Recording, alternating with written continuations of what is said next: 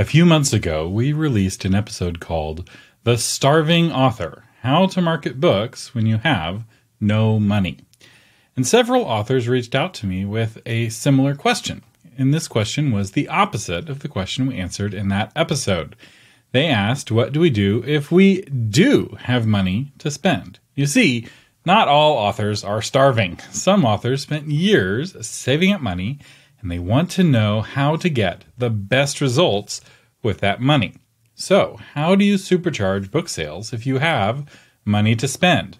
Well, find out in this episode of Novel Marketing, the longest-running book marketing podcast in the world. I'm Thomas Umstattd Jr., CEO of Author Media, and this is the show for writers who want to build their platform, sell more books, and make a living writing books worth talking about.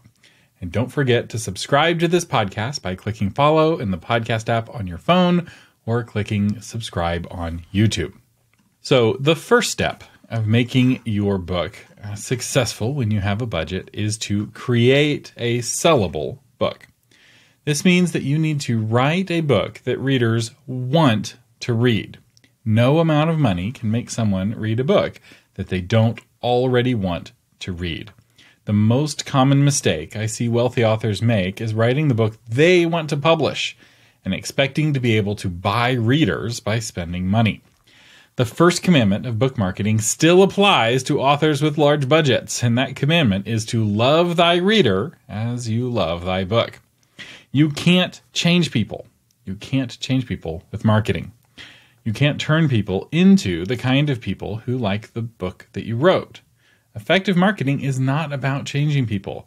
It's about letting people know about the book they already want to read but don't know about yet. So, find your Timothy, which I have an episode on, and then craft your book to thrill Timothy. If you don't do this, your money will be wasted, and you will have little sales to show for it. It is very easy to spend a fortune marketing a book that is dead on arrival because it wasn't written for the reader. It was written for the author. Another thing you want to do is to get the details right, the little details. Sometimes overlooking the little things can torpedo your success. So pay attention to typesetting, your ISBN number, your metadata, your back cover copy, and your barcode. Make sure it has shelving instructions. All of these things I just mentioned, I have episodes on to walk you through the little things to make sure that you're getting the details right. One thing I didn't mention is the cover, which is even more important than a little detail. It's a big detail. And so if you have money, my recommendation would be to buy 3 book covers instead of 1. And then to test those book covers with ads, split testing the ads to see which cover is the most effective at garnering clicks. A good cover makes every other marketing effort more effective. A bad cover makes every marketing effort less effective. So, if you can afford it, I recommend getting 3 different covers and then testing them with Facebook ads. Don't ask fellow authors for feedback on the covers. The goal of a good cover is not to impress fellow authors. The goal of a cover is to get clicks to that book. So the only thing that matters is which cover has the highest click-through rate in your tests among readers. This is very, very important. For more on split testing, I have a whole episode on this called How to Split Test Your Book Title Ideas with Facebook Ads. So you can test both your covers and your titles with ads. I also have a lot of episodes on book cover design, so I'll just rattle off the titles of these episodes. If you're listening in a podcast app on your phone, you can just scroll to find these. I'll also have links to them in the blog post version of this episode. Those episodes are Effective Book Cover Design, 10 Things Every Book Cover Needs, Book Cover Mistakes That Sabotage Sales, AI Book Covers and ChatGPT, and finally, How to Create a Design Brief for Your Book Cover. Another element of creating a book that readers want to read is to offset print a hardback book. Offset printing your book will bring down the cost per unit, which will open up brick and mortar retail options. And we'll talk more about that in a bit. Everyone, influencers, critics, readers, retailers, distributors, etc., will take your book more seriously if it's a beautiful hardback. Yes, of course, you want an ebook, an audiobook option. You can even do a paperback at some point. You can do it immediately or down the road, but a nice offset hardback with that split-tested cover will set you up for success and really position you as a high-quality book that everyone should take seriously. The second step is to form a publishing company, and that starts by avoiding hybrid publishers. Most hybrid publishers are more effective at separating authors from their money than they are at showing any kind of results. They tend to be filled with pushy salespeople who are great at making promises and great at talking to you on the phone and making you feel amazing and making you feel like your book is going to be the next best thing. I have an entire episode about hybrid publishers. If you want to learn more, I'll link to it in the blog version of this episode. So what do you want to do instead? Well, you want to create a named publishing house. For some of the big budget promo options we're about to talk about, you're going to need people to want to email you back or direct message you back or call you back. And it really helps if you are with a publishing house that is traditional passing. If they think you're self-published, they will assume you can't afford to work with them and often won't mail you back, even when you can afford to work with them. So if you have the budget to work with the big budget people, you need to look like it. And one way to do that is to operate out of a publishing house. Now, most indie authors end up forming an LLC at one point or another, but you want to form your LLC sooner rather than later, and have a whole episode about LLCs. And as you form your LLC, you'll want to pick an LLC name that is not connected with your name or your book's name or the theme of your writing.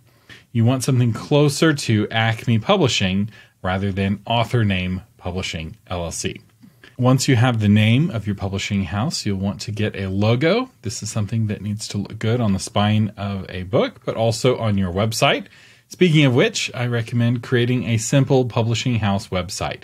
Use the words boutique and exclusive. The website doesn't need a lot of pages or complexity, but do include a contact form and some corporate jargon. And it needs to look professional. Gatekeepers will be mostly checking to see if the site exists rather than looking for any kind of specific information on the website other than perhaps some contact info. For more on building websites, see my free course, How to Make Your Author Website Amazing. But of course, you can also hire a webmaster to build the website for you. Again, more on that in a little bit. So now that you have your website and your logo, you're also going to want a mailing address. Getting a mailing address other than your home address will help you look more professional. I recommend going with a box at your local UPS store. A UPS box is better than a PO box because UPS boxes can receive regular mail, UPS, and FedEx, whereas post office boxes can only receive regular mail through the United States Postal Service, which is a big limitation. And they're about the same price, so you might as well go with private industry over the government version. I also recommend that you aim for profitability. One mistake that wealthy authors make is wanting to just get the book out there and not caring too much about making money. Sometimes they wrap this in religious terms. They say, God has called me to write, and I just want to make a difference with my writing. And this is a mistake. It's not a mistake to be religiously motivated, but it is a mistake to use that religious motivation to keep you from caring about profitability.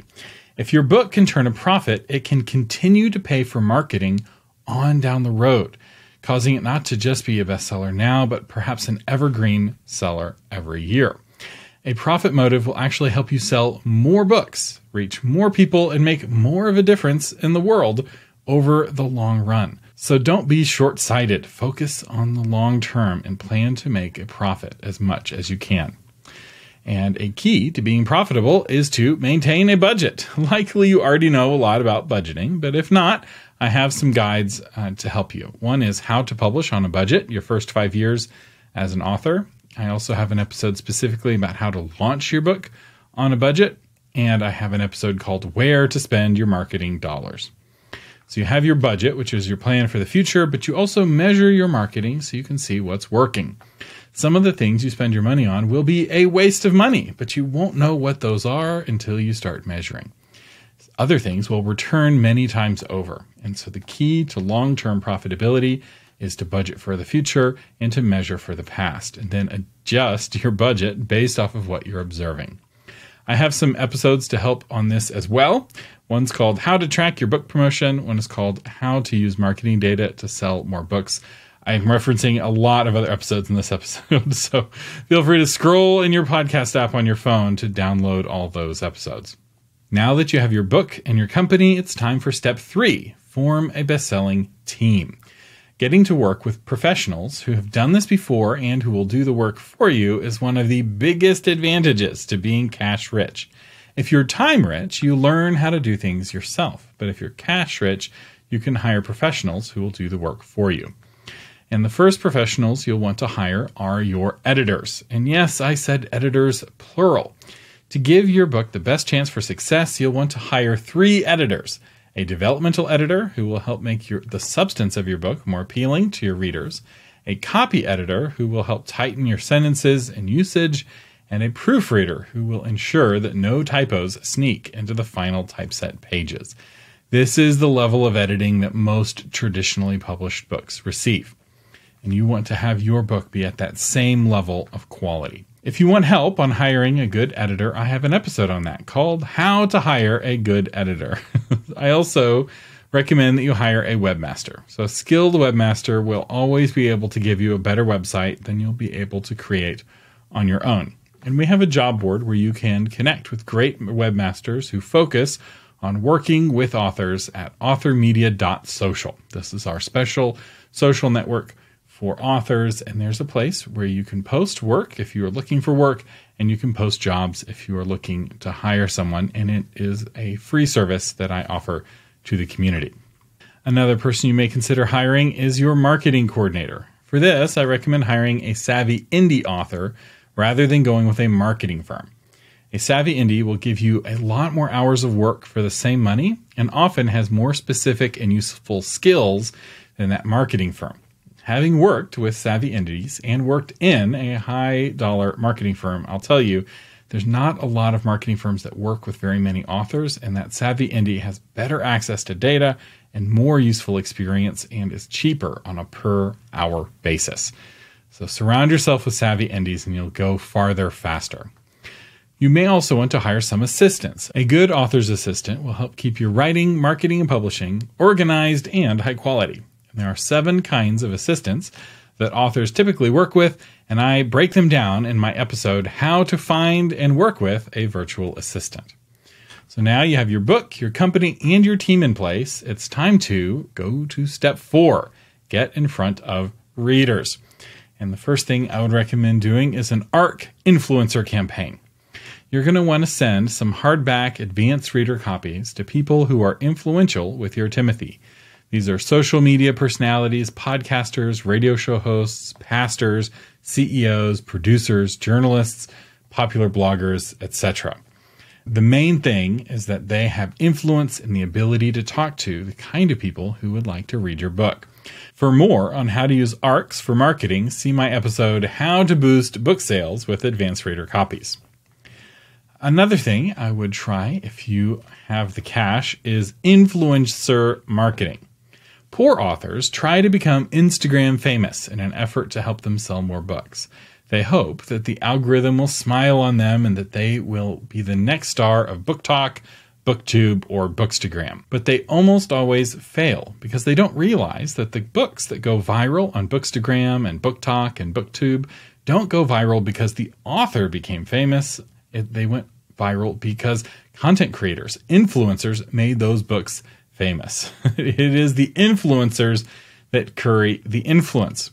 And influencer marketing is how well-funded authors make their books go viral because you can pay those influencers to talk about your book. This is how it's been done since the dawn of radio and the very first influencers took to the airwaves. And this is done by paying the influencers to talk about your book and to talk about your book on social media or on their podcast or on their popular blog. You want to look for influencers who have influence with your target readers. So some influencers focus specifically on books, while other influencers may focus on other topics, but still be a good fit for your book. For instance, a history influencer may be a good fit for a promising historical fiction novel. The top Byzantine historical fiction books all have appeared on the History of Byzantium podcast in one way or another. It's really hard to be something in the Byzantine history space if you haven't appeared on that podcast. I plan to do a whole episode on influencer marketing soon, but for now, just know that this often involves reaching out to the influencers or their agents individually. It requires good research and a certain amount of savvy, and you cannot do this if you don't know who your Timothy is and who your Timothy would find influential. Another technique that big budget authors can go on is a media tour. This could be radio, TV, podcast, blogs, and YouTube. This is a little bit different than influencer marketing. With influencer marketing, the personality is talking to their audience about your book, and you're not in the conversation, and you're typically paying them money to talk about your book. Whereas a media tour, you're not paying money to appear on media, and you are a part of the content, typically. You're a guest for the interview. And this tends to work better for nonfiction, but it can work for fiction too, particularly if you have themes that are well connected with the current zeitgeist. The key is to focus on media with reach, right? Sure, that radio station may have good ratings, but if you're on at 5 a.m., you're not going to sell any books. For blogs on Substack, you can see the number of subscribers, and you want to focus on the blogs with large subscriber numbers. For podcasts, you can get a sense of how popular that podcast is by checking listennotes.com. For more on how to do this, see my episode, How to Conduct Your Own Media Tour Without Hiring a PR Firm, with Dr. Sandra Dalton Smith. She grew her email list to tens of thousands of subscribers using this media tour technique, and she sold a ton of books in the process. Another technique that you can take advantage of if you have money is to pay slotting fees at bookstores. Most bookstores offer up some or all of their shelf space for sale. In fact, this is a practice common in a lot of retail. Quaker Oats pays a pretty penny to place Captain Crunch at eye level for your toddler. Barnes & Noble made some big waves in the industry a few years back by reducing the amount of shelf space that was for sale and by giving more control over to the local store managers. But I think they still sell around 30% of their shelf space, which is still really high. And from what I understand, airport bookstores have a really high percentage of shelf space that's for rent. So how do you get bookstores to put your book on the shelves? Well, you pay for it. You can also pay for various in-store promotions. That could be end caps, shelf hangers, banners, pins that the employees wear, and on and on. Maybe an in-store commercial that plays over the radio waves. Once you start talking to the people at the bookstore and they realize that you have money, they'll give you all kinds of options that you can pay for. Not all bookstores charge slotting fees, and for some independent bookstores, the only way on the shelf is for the buyer at that store to request your book through your distributor. So this won't work for all bookstores, but it can help get you in front of a lot of readers very quickly. But bookstores will not find your book interesting if you don't have it offset print. You've got to get your cost per unit down, and you'll never get there with print on demand, and you'll never get there printing your book through Amazon. In fact, a lot of bookstores won't order a book from Amazon just on principle. So you'll have to be through a third-party distributor like Ingram. Now, before we go, I want to talk about step 5, which is advertising, and where you can advertise your book if you have budget. The first place you might consider is Goodreads. A few years back, Goodreads closed down the self-serve ad engine for small authors. So now the minimum spend on Goodreads is between $2,000 and $5,000. But the ads that you get are much larger, and you have more room and more space on the screen, and they're placed more prominently and potentially much more effective. The reason you don't hear authors talk about Goodreads advertising is that it's outside of the budget for most of them. And Goodreads is nice because Goodreads tends to attract the kind of readers who read a lot of books every year and who are more willing to take a chance on new authors. BookBub featured deals are pretty much always safe. I've almost never seen an author lose money doing a BookBub deal. So if you have the money, I would definitely try for a BookBub as often as you can, especially after the book has been out for a while.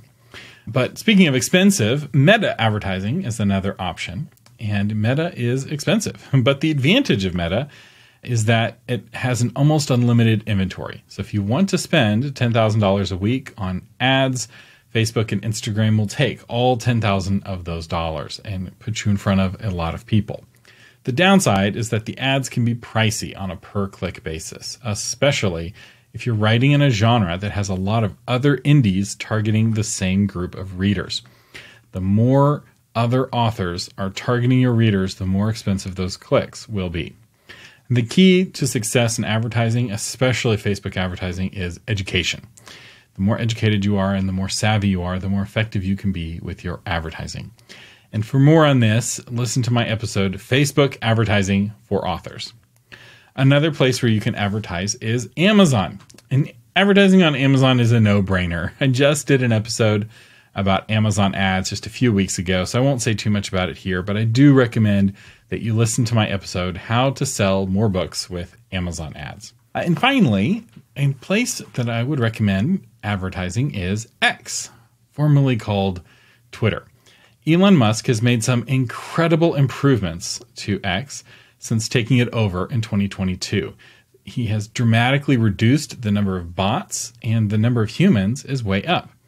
As of April 2024, X had 611 million monthly active users. When Elon Musk acquired Twitter back a couple of years ago, X had only 401 monthly active users. So that's a 50% increase. You're like, wow, that's a massive growth. Why haven't I heard about it in the media? Well, there have been a lot of politically motivated hit pieces against Twitter. And some advertisers like Disney have stopped advertising, not for financial reasons, but for political ones. This creates an economic opportunity for advertisers who just want to sell products and don't care about politics, because there are a lot of people on Twitter. 611 million people is twice the population of the United States. So obviously there's people all over the world that are on X. And when the supply of users goes up and the demand by advertisers goes down, the result is a drop in prices. And ads on X are dramatically cheaper than from any other social network. So let's talk specifics. Ads on these platforms are all charged on a cost per click basis, which means you pay per click. So LinkedIn, the average cost per click is $5.26. On Instagram, it's $3.56 per click. YouTube, it's $3.21. TikTok, it's right at $1. Facebook is 97 cents. And the cost per click on X is just 38 cents. So clicks from Facebook are 2.5 times more expensive than clicks from Twitter. Clicks from Instagram are 9 times more expensive. For the cost to get 1 click from Instagram, you could have gotten 9 clicks from Twitter. And remember, when paying for ads on a per-click basis, you only pay for the people who choose to click on your ad. The most cost-effective social media ads right now are on X, and I'm hoping to do an episode about advertising on X soon. So that is how I would recommend spending your money if you have a budget to spend. Not all of these tactics will work for every author, and so I want to reiterate that measurement technique. If your book is nonfiction, you would probably want to lean a little bit harder on the media tour. And if your book is fiction, maybe lean a little bit harder on the influencer marketing. But the most important thing is to find what will work for you and what will work for your book. And that means working with your team and measuring and iterating as you go. Our featured patron today is Jeremiah Friedley, author of Association, a Core series prequel. When 15-year-old Kristen's uncle is accused of attempted murder, she determines to help him clear his name of something she knows he didn't do. But soon she realizes she's not just fighting a false accusation. She's fighting a conspiracy to take down the social activist her uncle supports. With a relentless police inspector watching her every move, Kristen must choose, avoid the authorities and help her uncle, or stay safe and let her family tear apart. Jeremiah, thank you so much for being a patron of the Novel Marketing Podcast, and thank you for your support that keeps these episodes on the air. And if you would like to become a Novel Marketing patron, you can do that at novelmarketing.com/patron. And if you can't afford to become a patron but still want to help the show, you can. Just tell a friend about this episode. The Novel Marketing Podcast is a production of authormedia.com. Audio engineering is by William Umstadt. Blogification is by Shauna Lettler, and you can find that blog version of this episode at authormedia.com/416. I'm Thomas Umstadt Jr. saying thank you for listening and live long and prosper.